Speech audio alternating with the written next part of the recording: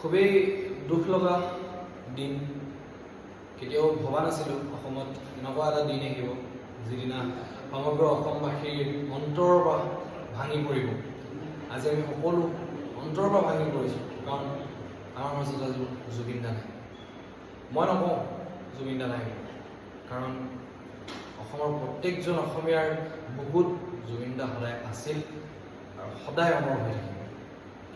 গতিকেলৈ জুবিন দাই কৈ গৈছিল যে মই যিদিনাখন সকলোৰে আগৰ পৰা গুচি যাম বা যেতিয়া এই ইহলীলা ত্যাগ কৰিম তেতিয়া মায়াবিনী গানটো বাজিব।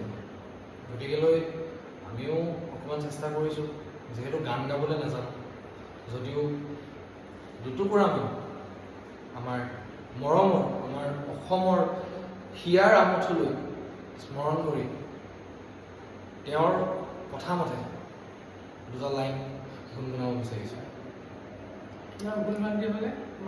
ক্ষমা কৰিব। ধুমুহাৰ হতে মোৰ বহু যুগৰে নাচোন, এধাৰো সঁচা মোৰ বহু দিনৰে আপোন, নিজানৰ গান মোৰ শেষ হ'ব ভাবো তোমাৰ বুকুত, মায়াবিনী ৰাতিৰ বুকুত দেখা পালো তোমাৰ ছবি, ধৰা দিলা গোপনে আহি হিয়াৰ কোনো